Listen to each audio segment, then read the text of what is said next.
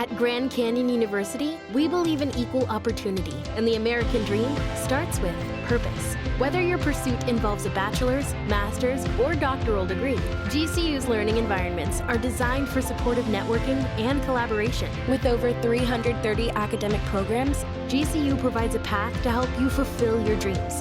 The pursuit to serve others is yours. Find your purpose at GCU.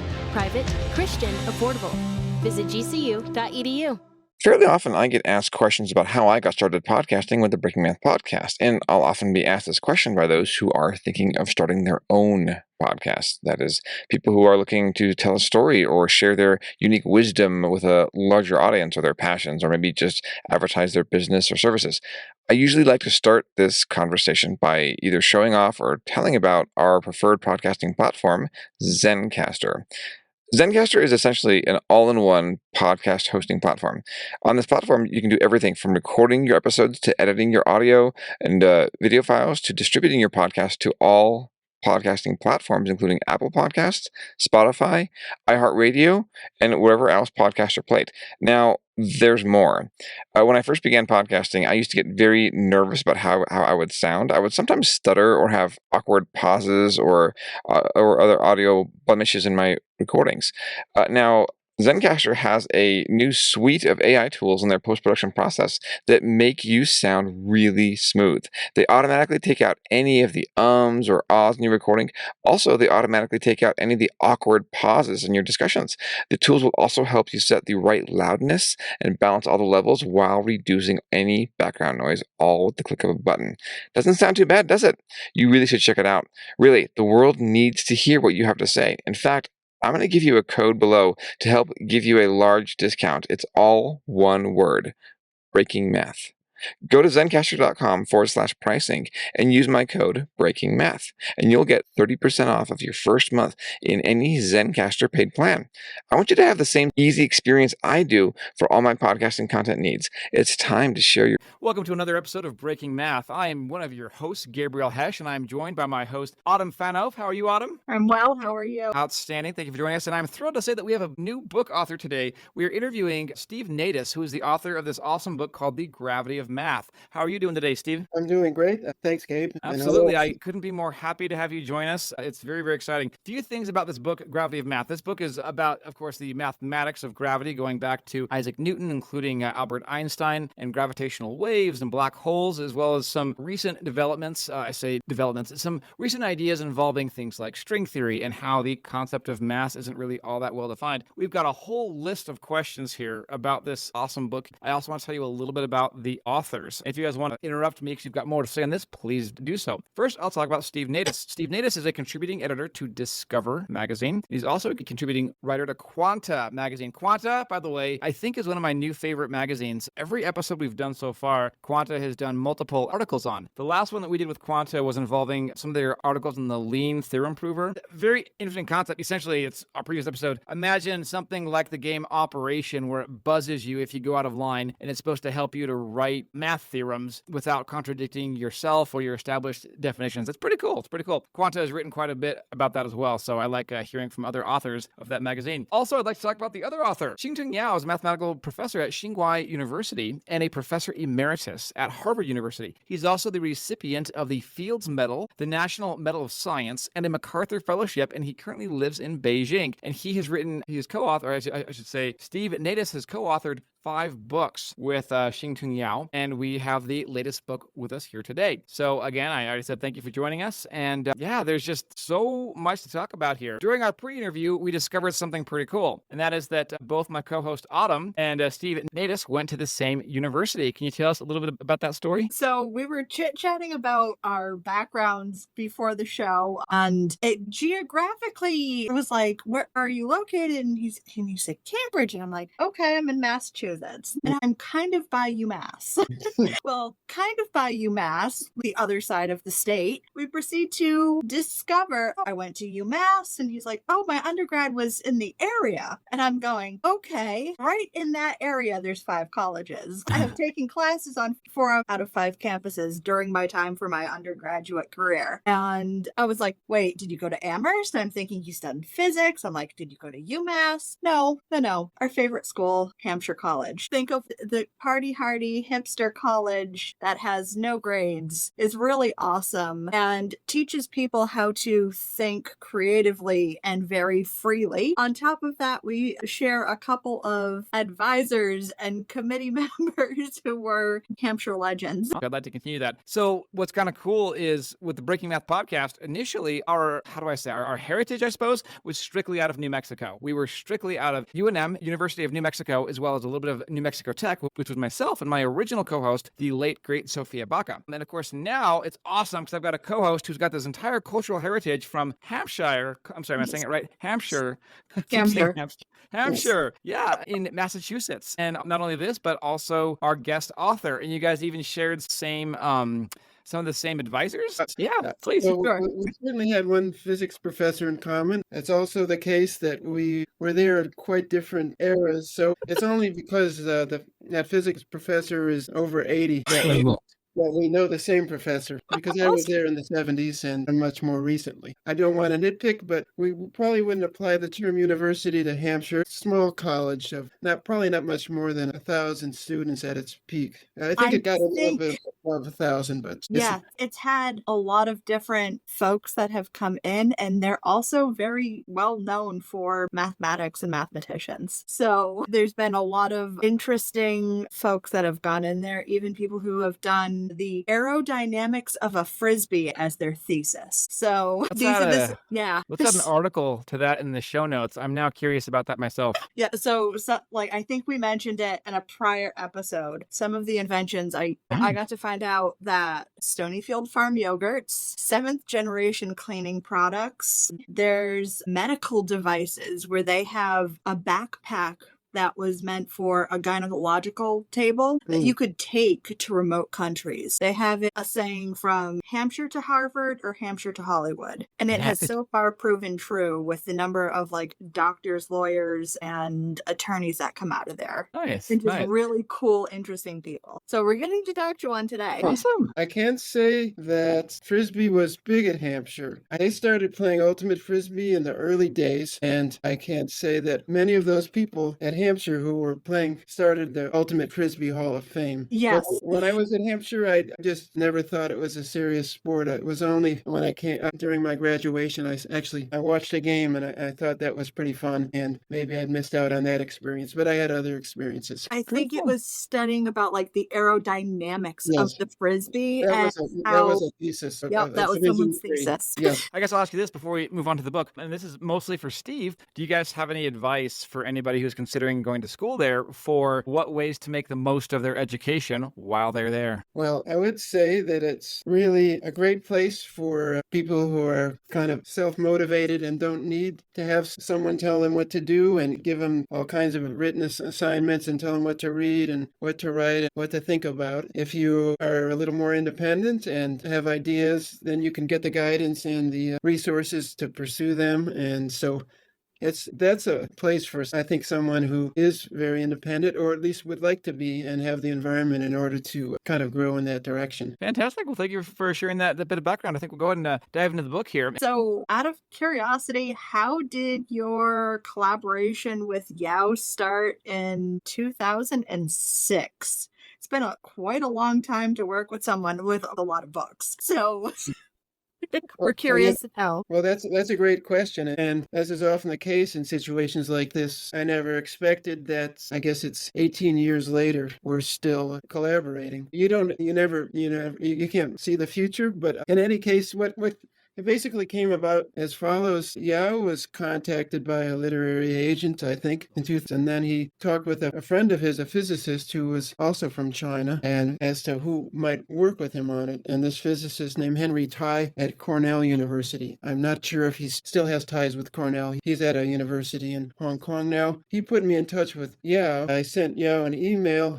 He wrote back very quickly. He said, "Show me some things you've written." I sent him a few articles, and then he wrote back again. He said, "Well, when do you want to meet?" how about today? And so we met that afternoon. I thought we'd just have a general chat, but he wanted to get started working on the book right then. We didn't know what the book was going to be about, though, so that was a bit of a problem, or not a problem, but it was. So we started thinking about different options. He'd had a lot of accomplishments in math, and it was a question of figuring out what would be the best one. And it took a while, actually, to figure that out. In fact, we had a conversation with that literary agent and, mentioned some ideas and what he had in mind when he'd contacted Yao. And the agent was a little vague. He should have said, well, it's up to you to decide, but I'm sure it'll be great. So then we went back to the drawing board and wrote the first book called The Shape of Inner Space. It's about the mathematics of string theory, which was an area that Yao had made really kind of fundamental contributions to. And that was all I thought we were going to do. But then at the end of that, he suggested something else.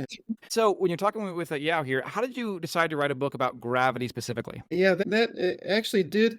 It was a follow-up to the first book, even though this turns out to be the fifth book. So there's a little gap there. But when our book on string theory came out, an editor from Cambridge University Press contacted Yao. I guess he thought he liked that book and wondered if we actually asked Yao whether we had an idea for a second book. And Yao said, how about a book on gravity? And he passed that on to me. And I kind of thought, it's just, I filed that idea away. But before we got to that one, Yao had become the chair of Harvard Math Department. And I guess the chair of the MIT Math Department had just sent him a book about some famous mathematicians at MIT. And now that Yao was Harvard chair, he said, well, we've had some pretty famous mathematicians over the years, and thought maybe a book on the history of mathematics at Harvard would be a good subject. That became our second book, called A History in Sum, and it was about who had become chair of the math department and thought a book on the history of math at Harvard would be in order. And that led to our second book together, A History in Sum, which covered the years of 18 to 19. And 18 was picked just because that was when the first Harvard mathematician actually published a paper that on a new mathematical research. Up until that time, professors were supposed to focus on writing textbooks and teaching, and the idea of breaking new ground in math had been discouraged. And so that's when math officially started at Harvard in our view. And we took it up as close to the present as we could, but we didn't want to get right up to the very day because things were changing. It wasn't always,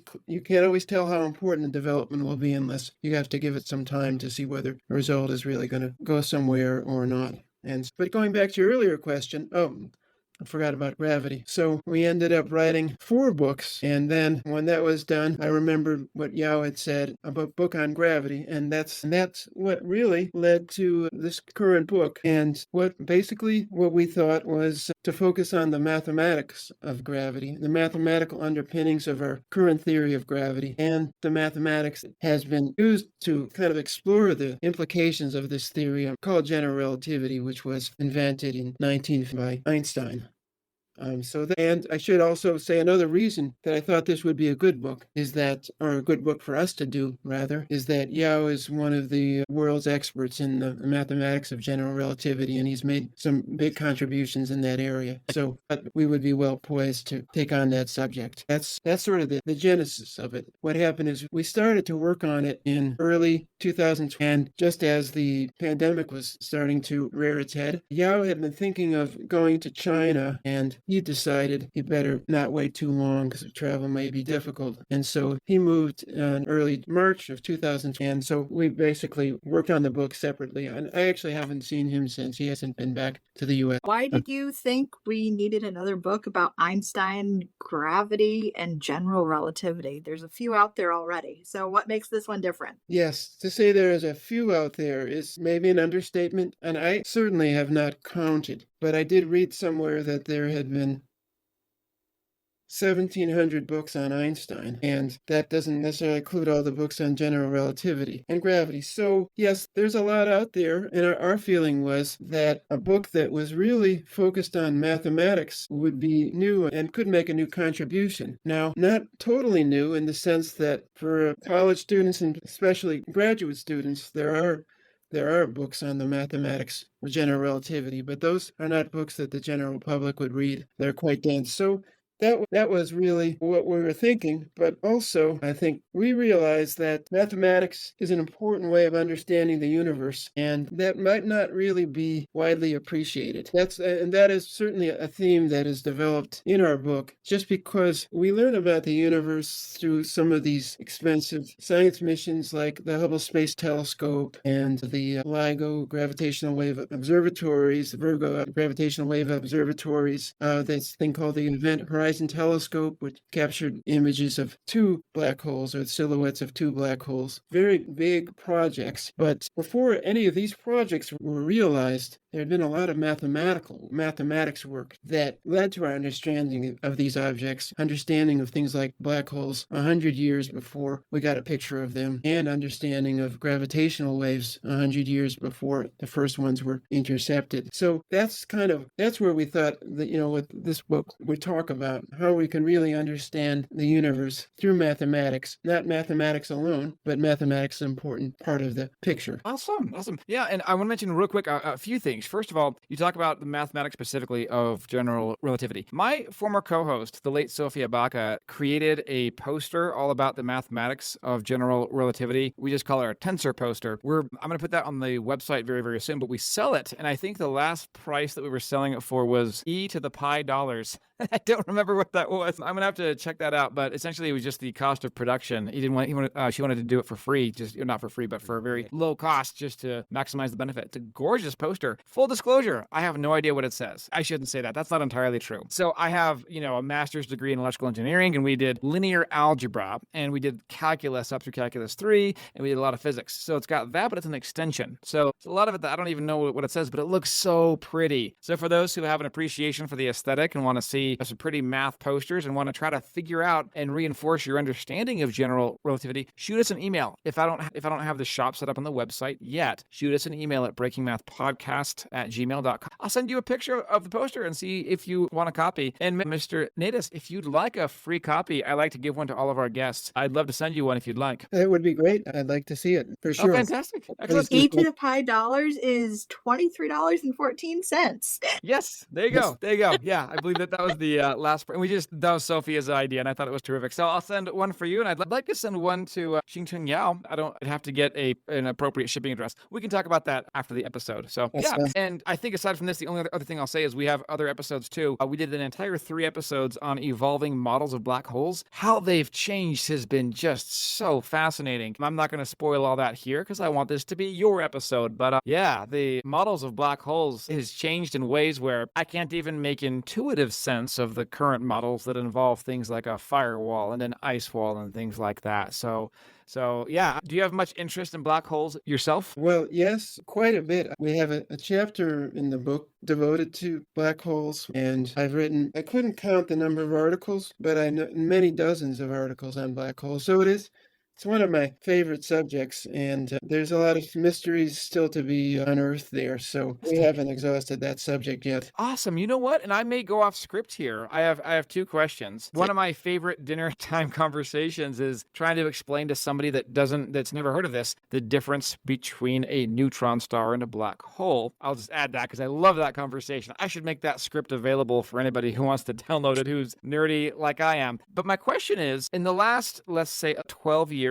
I have not kept up with developments in ideas and models of black holes. Do you know of any major changes in thinking paradigms over these last 12 years, per se? Well, let's see. I mean, there certainly have been, this might not go right to your question, but certainly on the sort of observational end, there has been major advances in the last, I guess, probably 8 or 9 years, because in 2000, the first gravitational, that was, what the physicists believe, product of 2 large black holes colliding and producing gravitational waves, which were detected. And so that's some of the earliest solid evidence for black holes. There had been other evidence that might be somewhat more indirect. But then a few years after that, in 2009, was when the first image of a black hole was taken by this network of, I think, at least a dozen radio telescopes around the globe, including Greenland and Antarctica and other continents, which got a picture. It's called the first image of a black hole. You can't actually see the black hole part of it, but you can see right up to it, the edge of it. And so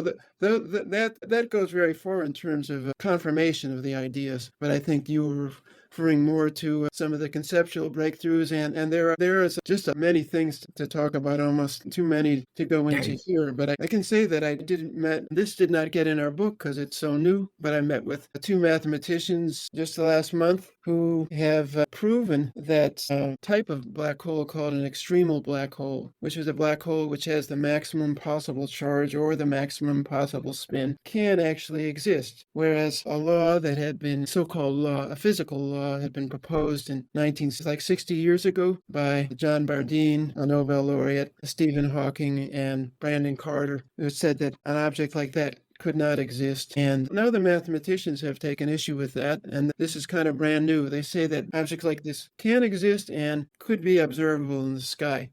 I should say, though, that the fact that something is proven to be mathematically plausible does not guarantee that such things will exist in nature. But what it does show is that the arguments that had been presented before saying that they couldn't exist were faulty. And so that's a brand new possibility, and it has certain implications, which I could go into now. But basically, the idea was that if you had an extremal black hole and you were to add a little bit more spin to it, but let's just say that there's been a lot of thinking on black holes, and it's, the subject is, in some sense, it's an old one, but there are new papers on it, maybe every day. I think it would be surprising if there isn't a new paper on black holes every day that goes in I'll have to archives. see. One of the things that we tried to do, rather, when I was, trying to dive into black holes, I read the book, The Black Hole War. That's part of the title, by Leonard Susskind. Are you familiar with that work? I'm not familiar with the book, but I think I am probably familiar with some of the ideas in it, but I can't comment on the book specifically. That's an interesting book. I cannot say it is my favorite book, but it was still an absolute delight. I think that, not to go into great detail here, I understood about 2/3 of the book, and then the last third was completely lost on me. This is Leonard Susskind, who I think has made himself quite a name. He tried to argue with you probably know this. He argued with Stephen Hawking for over 30 years, arguing that the information paradox is incorrect, but he couldn't quite figure out why. And I think it was a documentary originally made in Britain, I believe, and I think it's just called The Information Paradox. Oh gosh, I'm going to have to Google search it. But essentially, it was an entire documentary that talked about the staggering implications of the information paradox. And is that something that you feel comfortable talking to somebody about? And if not, perfectly fine. Are you comfortable talking about what is meant by the information paradox? Well, I could comment on that. It wasn't a subject covered in our book, just because I don't know of sort of the mathematical aspect of it. We focused on issues where mathematics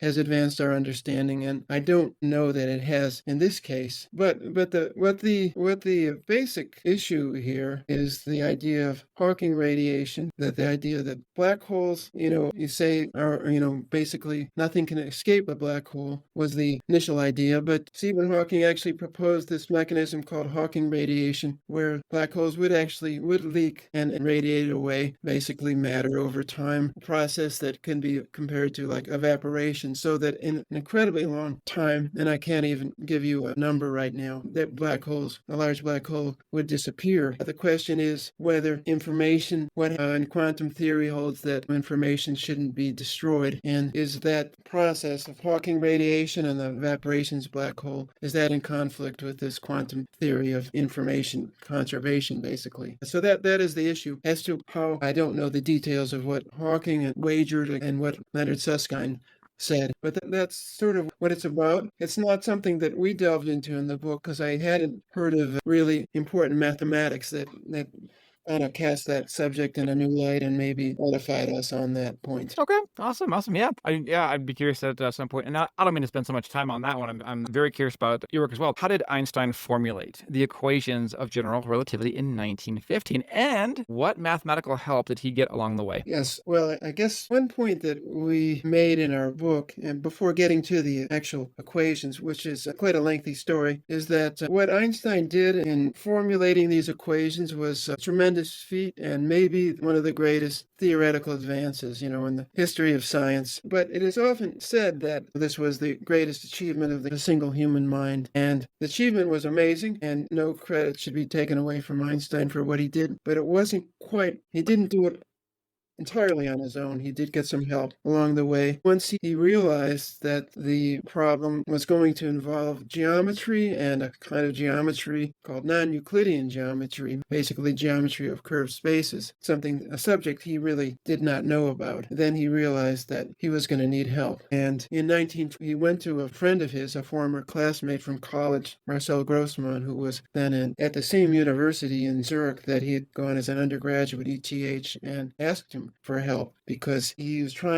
wrestling with these ideas from physics for this a new conception of gravity, and it somehow involved a form of geometry that he was unfamiliar with. And Grossman very quickly, maybe within the course of a day, told him that what he needed was ideas of a form of gravity that had been invented in the 18th by Bernhard Riemann. And he told him that that's what you need, but that wasn't all you needed. As you mentioned tensors and tensor calculus. This was something else that Einstein wasn't familiar with, and there was work that had been done, a kind of very important work by Gregorio Ricci and Tullio Levi-Civita, two Italian mathematicians who worked out tensor calculus, and Grossmann introduced Einstein to this as well. And that started to give some of the tools that one could use to kind of formulate the equations. But it was a long road, and even before he got there, I guess this is a big question because there were many steps in the process. Einstein in 1900 published 4 major papers, one of which was on special relativity. And then the next step after that special relativity paper was to find a general theory. Special relativity describes physics of physical systems that are in constant motion. And to do a theory of gravity will require accelerated motion. It was something Einstein realized. And therefore, special relativity was a special case, a case when velocities are constant and objects move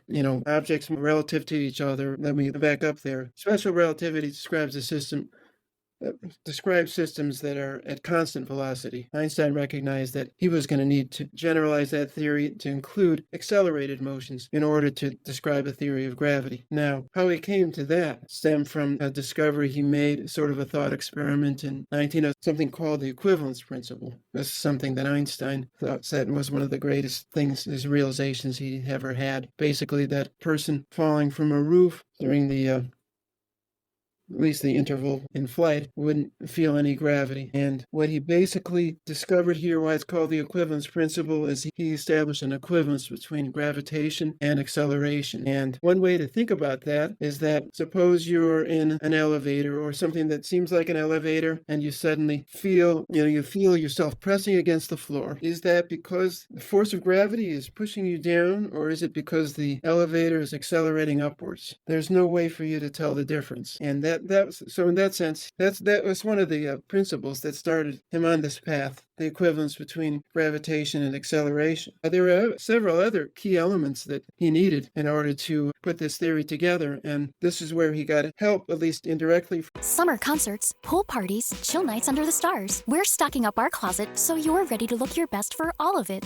At Plato's Closet in West Ashley and North Charleston, we're buying all things summer. So bring in your tees, tote bags, sandals, sunglasses, and more. We pay cash on the spot for gently loved name brand looks. Plato's Closet is the go-to destination for trend-forward teens and young adults who support local and shop sustainable. Visit Plato's Closet today. Plato's Closet, located in West Ashley on Sam Rittenberg Boulevard and North Charleston on Rivers Avenue. From someone else, his former math teacher invented the concept of space-time. He said that we can no longer, for physics questions like this, can no longer think of space, three-dimensional space, and time as separate, but we have to think of them together as a four-dimensional space-time. Now, out of curiosity, didn't Emmy Noether also have some sort of contribution in this effort as well? Well, her contributions come later.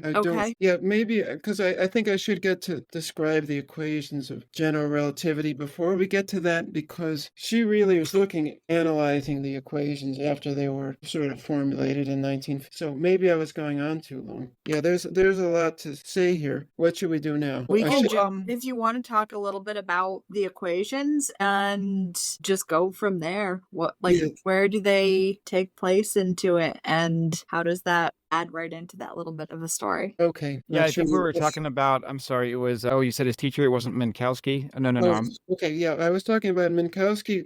He invented the notion of four-dimensional space-time. That turned out. So should I pick off from there and maybe? Sure, perfect. Yeah. Okay, so let's just back up to 1900. Einstein's former college math professor, Hermann Minkowski, gave a speech in which he talked about how we can no longer, in doing physics, or at least physics of this sort, think of space and time as separate, that they had to be put together. We know of 3 dimensions of space that we can see, and there's time, and he said we have to think of this concept of space-time, a 4-dimensional space-time, rather than 3 dimensions of space and 1 of time. Now, Einstein did not think much of that idea when he originally heard it. It took 4 years until 19 Einstein recognized that it was the setting, 4-dimensional space-time, was the setting in which he needed to write his theory of this new theory of gravity. And so he put his ideas about the equivalence principle, the equivalence of gravitation and acceleration, together with this 4-dimensional space-time. And then there was also Riemannian geometry that had been developed in the 18th. That was another kind of key ingredient. Those were some of the ingredients he needed, along with tensor calculus. So now he has to try to put together these theories of gravity. Initially, he worked with his friend, the geometer, Marcel Grossmann, and in they came up with the first draft of the equations of general relativity. That paper that Einstein wrote the physics part, Grossmann wrote the mathematics part. And it came very close to getting things right, but it didn't quite work, and there was one big defect in it, in that one of the guiding principles from the start in this endeavor for Einstein and Grossmann when they're working together was that these equations that they write should not depend on what coordinate systems we choose to label things. And that concept is called general covariance. But they got into problems writing these equations, and they had to give up on that to some extent. And that hurt the theory a lot. They decided then that they could not make a generally covariant theory and that it was impossible. But their arguments for that turned out to be wrong. And it took Einstein a while to recognize that, and it took him actually 2 more years to establish a fully covariant theory. And what that means is a theory that means that physics is physics, and the coordinate systems are chosen arbitrarily by, say, human observers. How we choose to put the coordinates, where we put, if we think of a graph, say, where we choose to put the origin, should not change how physics works. And that, ultimately, you got a theory that did that, but it was 2 very hard years of work. I can describe the equations now. Should I say a little bit about them? Sure, yeah. Yes. I'm actually, yeah, for sure. Right, so in November of 19, Einstein published, November 25th, 19, published these equations of general relativity, which are still with us today. And let's just say that, you can actually write this. You could say it. I'll try to say it in words. Capital G with subscript ij equals capital T ij. And in some ways, that's the whole thing. It doesn't seem so hard. Just 2 letters. It doesn't even fill up hardly any lines on not maybe a single line on a page. But as these turn out to be, it's not just nearly as simple as that, because the G term and the T term are tensors, which are basically kind of like matrices. 4x4 arrays, but each one of them is not necessarily a single number, but it can be a function. And what you end up with is not just this simple looking equation, Gij equals Tij. What you have is 16 equations, and they're 16 nonlinear partial differential equations, which turn out to be very hard to solve individually. Always are. Always are, and you have to solve not just one, but 16 of them simultaneously, which makes it very difficult. So, but let me just say, I mentioned these letters, but what does it mean? What does it have to do with? The left side of the equation has to do with the curvature of space-time, and the right-hand side has to do with sort of the matter and energy in space-time. And so what the equation basically says is that matter and energy curve space-time, and the curvature part of the equation includes different kinds Einstein needed to incorporate different kinds of, not just one kind of curvature. There are different kinds of curvatures and different dimensions. So it was a very detailed geometric description of how, say, concentrations of mass and energy, what they do to the time, space and time around them, and how they curve things. Now, it sounds a little abstract, but I can try to make it a little clearer. If you think of gravity. Basically, what Einstein said, the previous picture of gravity that we'd had for several hundred years, that Isaac Newton developed and is valid in most cases, in everyday situations. It's not valid in extreme cases like the environment around a black hole. But that notion invoked an invisible force, an attractive force between massive objects. Einstein kind of changed that picture entirely. He said that massive objects curve space and time around them. You can think of, say, putting a bowling ball on a rubber sheet that's stretched out, and you have little smaller balls that are on that sheet that will now be drawn towards the bowling ball because it's going to create a bit of a cavity around it. And so that is basically the essence of gravity. Gravity is a consequence of the curvature of space-time, and the curvature of space-time can be considered, it tells you the shape of space-time or its geometry. So gravity is really a consequence of geometry, and then therefore you have this equation. On one side, you have mass and energy, the stuff that kind of creates the gravitation, and then on the left side, you have the curvature of space-time that corresponds to it. And it's an entirely different picture of what we had before, but it's a picture that's held up very well for more than 100 years. I think what you just said there, if I may be so bold to interrupt here, when you talked about the rubber sheet analogy, when I was in high school, maybe I was 8th grade, I want to say 8th grade or so, that was the first time I ever saw that, and nothing impacted me in terms of my love of science and physics specifically as much as seeing the analogy of the rubber sheet, CGI analogy of the rubber sheet example of space-time. Now, I know that that's not a completely accurate model. I've heard plenty of criticisms, but I wanted to point out a few examples of where the audience, the listeners can find it. I think it's available on the PBS or NOVA websites. I will find it and put the link in the show notes. And then I also realized I have permission to even show a small clip of it. The first time I saw it, I think, was in The Elegant Universe by Brian Greene, where you've got a CGI example where he did this great three-dimensional grid with these white lines, and he showed where the sun is, and he showed how the grid lines come together exactly as they would on a rubber sheet.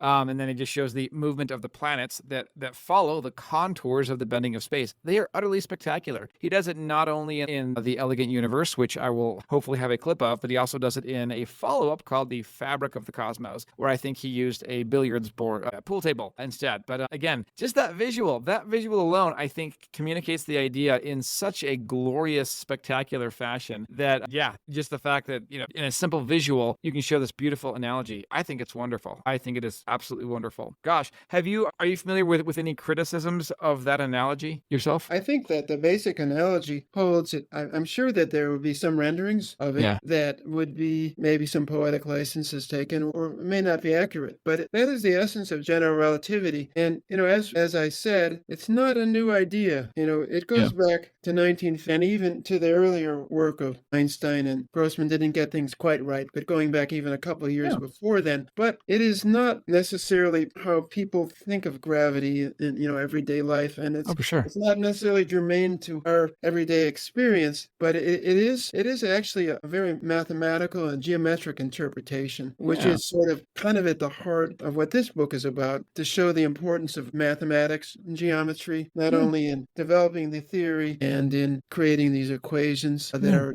geometric, really equations about geometry, but also in understanding unpacking that theory, because it's been 100 years and it hasn't been fully unpacked even yet. And there's a lot of mathematics has paved the way for some scientific discoveries made, through astronomical observations and experiments in laboratories. Actually, I do have one big question for you. So gravity's been around for 109 years. What else is there? What's new to discuss about it? Well, let's just say that gravity's been around. I mean, as you know, gravity's been around before we were here. This way of thinking of gravity has been around 100 years. But I guess there are new things to say about general relativity, and there are papers on it pretty much coming out, probably more than one a day, and big discoveries. Some of the discoveries are actually just ever more stringent, precise experiments testing Einstein's ideas, and so far they've all held up. And others just kind of amplify on what we know before. For instance, in 2000, the first gravitational waves were discovered. Now, gravitational waves, Einstein predicted in a 19th paper, came out 1 year after the equations of general relativity were published. Now, he produced equations that described what happens when a massive object moves through space-time, could create ripples, so-called gravitational waves, kind of like if you have a boat, you send it on a power boat and send it on a pond that's completely placid and it speeds along. It's going to create waves where there were none through that motion. And Einstein believed that a phenomena like that would happen with massive objects moving through space-time. Okay, as I said, that was in 2000. 9 years later, scientists from the LIGO and Virgo collaborations, gravitational waves, announced the discovery of the first gravitational waves. Now, just last year, for instance, something new, and I should say that in the intervening years, gravitational waves have been detected from maybe 100 other sources. Sources typically include collisions between black holes, a collision between neutron stars, or even a collision between a black hole and a neutron star. You need truly massive objects moving very fast, possibly at half the speed of light, in order to create waves that can be detected here. As to what's new, I should say that last year it was discovered evidence that there is not just we have detected isolated cases of gravitational waves. It appears to be a background of gravitational wave everywhere you look in the sky. The product of not a single collision between two black holes, but rather sort of the combined residue of hundreds, maybe hundreds of thousands of black hole collisions, or maybe even millions of collisions over, eons. And that's kind of, it seems to be a permanent feature, a kind of a background feature in the sky. So that's something that wasn't known before. There are new ideas about black holes. Our book focuses on, that's not on the math end, what I just discovered. Our book focuses more on the mathematical things. But there was a paper that came out by two mathematicians last year, which looks at whether black holes could exist not just in the 3 dimensions of space that we know about, or the 4-dimensional space-time in which general relativity is set, but could there be black holes in higher dimensions? Now, Stephen Hawking proved that in 3 dimensions, spatial dimensions, or 4-dimensional space-time, black holes have to be spherical in shape. And by saying the shape of a black hole, referring to the event horizon of a black hole has to be spherical. These mathematicians prove that in higher dimensions, you could have all kinds of different shapes. Now, and black holes can exist in these higher dimensions mathematically, and they wouldn't be limited to having a spherical shapes. That does not mean that these things actually exist in nature, but they're possible now. It's something that one could look at for, and one may even be able to look for signs of them in accelerated physics experiments like the Large Hadron Collider in Geneva, and their ideas how you might see evidence of higher dimensions, which we don't even know that the higher dimensions exist. But that might be one way of finding out if you see an object that couldn't exist, or remnants of an object that couldn't exist in 4 dimensions. Space-time, that would be, yes. So those are just a couple of there's just new findings coming out all the time. This theory was presented in 1915, and people haven't stopped analyzing it and making new discoveries. I have a couple of questions myself. There's something interesting that I want to talk to you about in this book, and that's that, it talks about mass specifically not being a very well-defined concept in general relativity. Can you explain what does he mean by it not being well-defined? Yes, that is a good question, and it's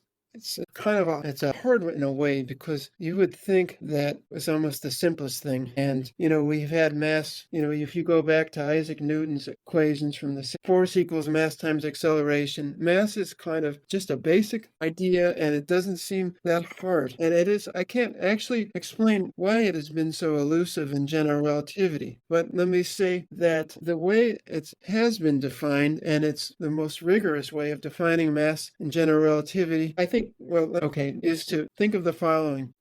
You can think of the mass of an object that's isolated. Say you have a black hole and you go very far away. In theory, you would say almost infinitely far away. And if your theory holds, that as you get far and farther away from massive objects, dense objects like black holes that curve space-time, the farther and farther away you go, the flatter and flatter space gets. From that point, you can actually determine the mass of that physical system. But we don't have great tools in general relativity to work out the mass of things from close up. For instance, it's considered impossible to define the mass at a single point. what work that my co-author Yao has been involved in and made very big contributions in is trying to get a more, let's say, a sharper picture of mass than having to go out very far away, if not to infinity, just far enough away from, say, a black hole that things will be calm enough that you can do it. It's called quasi-local mass. So basically, you could look at a system that's not just a single object, but you could have a system that it might include two black holes, and you could try to get a sense of the mass of each of them rather than looking at the whole system far away and determining its mass. Now, I wish I could answer your question better as to why this is so difficult. No, it's all good. It's all good. And I was trying to think. So I did want to say how people have attacked this problem a little bit. And the first kind of definition of quasi-local mass, which means was advanced in the 19th by Stephen Hawking. And he thought, well, you can take like a black hole, and you have to assume that it's a perfectly spherical object. You look at how light rays come in and how they would be deflected by that mass, and then you can get an estimate of what the mass is. That's one approach that people have taken. The only thing is that spherical symmetry is a kind of a special thing to insist on and not really necessarily found in nature. Another mathematician, Robert Bartnik, came up with an idea that you could take this physical system with some mass and put a surface around it, and then expand that surface out towards infinity or to a great distance from which you can then determine the mass inside. But he said you can expand that surface, like you could think of it as like a balloon, flexible thing that could be expanded in different ways. And depending on how you expand it, the mass that is smallest is the best definition of that mass inside there. Now, Yao and his co-author Mutao Wang at Columbia University have what's now considered to be the best definition. And again, it's very technical. It's a little frustrating that mass is so difficult. But what they basically say is that you can find a two-dimensional surface to surround a physical system. It could be their solar system, or it could be black hole or a binary black hole. And you can look at basically the curvature of that surface. And the curvature of that surface will give you the measure of the mass. And so it's a very hard, you can't just put things on a scale. And part of the fact that this theory is nonlinear means everything is affecting everything else. And there's all kinds of strange feedback that makes things hard. But right now, I think that most people believe that what Yao and his co-author Mutao Wang have the best definition of quasi-local mass that you don't have to actually go out as far as infinity to measure. But let me just say that even now, that's the best. You have to solve some very difficult differential equations. It's not easy to use. The Bartnik solution is considered very mathematically elegant, but no one knows if it can actually be solved. So it's not, I should say that even today, this problem isn't solved, but there have been advances, and there are recent advances by Yao and his colleagues. Once they have this definition of quasi-local mass, then they can get definitions of angular momentum. You have a mass that is moving and maybe orbiting in a circle, and now they have a new definition of quasi-local angular momentum. But, now, can you tell us a little bit about Yao's contributions? Yes, well, his contributions, I think I've been alluding to some of them, and those have, so he's helping, and made some big contributions to helping us think about mass and general relativity and think about other basic concepts like angular momentum. But I think he's also, he's contributed in several other areas, kind of important contributions. I believe I referred to this earlier in our conversation. 19th was the first of Roger Penrose's papers on singularity theorems. He basically talked about how certain kinds of situations in which singularities would arise, something called a closed trap surface. He proved if you have a closed trap surface, that will lead to a singularity. Now, what is a closed trap surface? It's basically a surface that is collapsing in a way such that if you have, say, a source of light in the middle, you will shoot it out towards the edges of this surface, and it will wrap around and come back into the middle. And so, in any case, Roger Penrose wrote a series of singularity theorems, starting in and then including some work with Stephen Hawking. Penrose won a Nobel Prize in Physics in 2002 for that work, but his work didn't show mathematically how you get a closed trap surface. And this is work that Yao and his co-author Rick Shane did. It's called the black hole existence proof. So basically, Penrose showed that if you have a closed trap surface, you'll get a singularity, but in order to say how you get black holes, you have to show how you get that closed trap surface. And so this was work that Yao did with Shane called black hole existence theorem. So basically proved mathematically how you can get a black hole. And this was done in the late 70s, before there was actual proof that black holes exist, even though there was some, evidence from astrophysicists that there were black holes out there. And so having this black hole existence proof, it's mathematics. It doesn't mean that there are black holes out in the sky or in the center of our galaxy, which we now believe to be the case in the center of every large galaxy, basically. But that's kind of what you might call a precondition. Mathematical existence proofs show that these objects make mathematical sense. They're mathematically consistent. And soon thereafter, we started accumulating more and more evidence that black holes really do exist and are quite abundant, in fact. So that is one thing. Yao also worked with the same co-author, Rick Shane, on work that's called the positive energy theorem, which in some ways, it's a little oversimplification to say this, but shows that proves that an isolated physical system has energy must be positive or at least non-negative. Let's just say energy is non-negative. Energy is either zero or positive. And that proof, in some ways, could be applied to our universe. In some ways, a physical system, an isolated physical system, the energy has to be non-negative. And it's not quite fair to say that applies to our universe, but it could apply to our universe, tell us that we have positive energy. That is a bit of a leap going to the universe. There are some caveats one would attach to that, but those are some of the areas that he's made big contributions. And he's made huge contributions to string theory, which is a theory that combines our theory of gravity with the theory of quantum physics. So he has been quite a big player in this area, and so I was lucky to have him, certainly very fortunate to have him as the co-author of this book on the mathematics of gravity. Wow. Yeah. So I guess the one thing I want to ask you, things you most would like to talk about in these last 5. It could be more of the same book. It could be your other books, things that you'd like to go on in the future, or anything that you would like. The floor is yours. Well, I guess I would like to take up Autumn's question, one, and maybe another one that was on the list. Sure, absolutely. Do I need to I don't need to have no. So I'll just go right in. Yeah, we can cut it out if need be. Yes, Autumn asked about Emmy Noether's contributions to this, and I think that's kind of an interesting story. I didn't pronounce the name so well.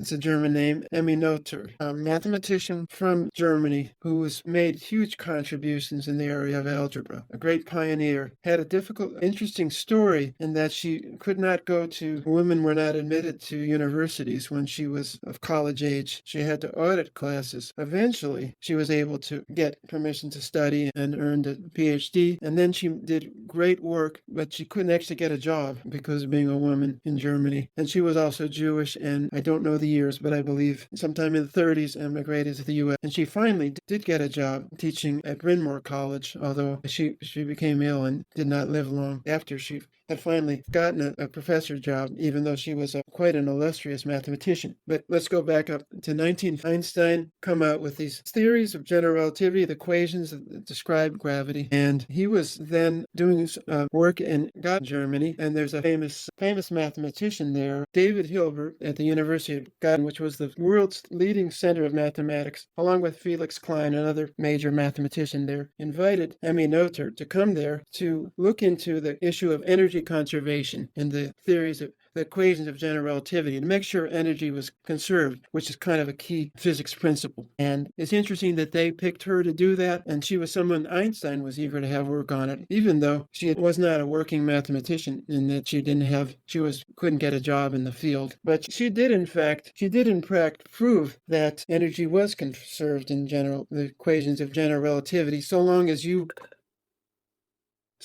took a so-called global view. You had to be far enough away from things. And if you looked from a far enough vantage point, energy was conserved. And she proved that in a theorem. And the basic idea might be if you had, say, a bowl of water or something, and you're on a desert, and the water's in the sun, it's going to evaporate. Will that water be conserved? You say it would change forms from liquid to gas. And it would be if you looked at a large enough volume of space to capture all the water molecules that had evaporated. And so that's the basic idea. She proved that, but she also proved something else at the same time, somewhat related to just conservation laws in general. She said every so-called continuous symmetry is conservation law. And that's a little bit abstract, but I can say that the discovery of hers, which was made maybe, I think, published around 1980, has been a guiding principle in physics ever since. And when particle physicists try to have discovered new particles, they've often thought about symmetries first, and then how these symmetries may be embodied in certain particles. And so Emmy Noether's principles and her theorem that she proved about the link between symmetry and conservation laws is just a basic pillar in physics today. And it may have somewhat sprung from her, it came to some extent from her being asked to come to Göttingen and to look into these equations of general relativity. Okay. Well, let me just say one thing very quickly. As Einstein talked about, his greatest blunder was adding this term called the cosmological constant to his equations of gravity. And he thought that in order to describe the universe as a whole, that the equations needed an extra term. Now, he inserted this term because he believed that the universe should have a constant radius, a constant size, never expand or shrink. And he put that term in there, this cosmological constant, into these equations for that reason. Yet his instinct that the equations needed something was good. It turns out that he was very wrong in his reasoning. The universe was soon discovered to be expanding, and that was known in the 1920s by astronomers like Edwin Hubble. And for the past, I think, 40 years, we now know that expansion is accelerating. And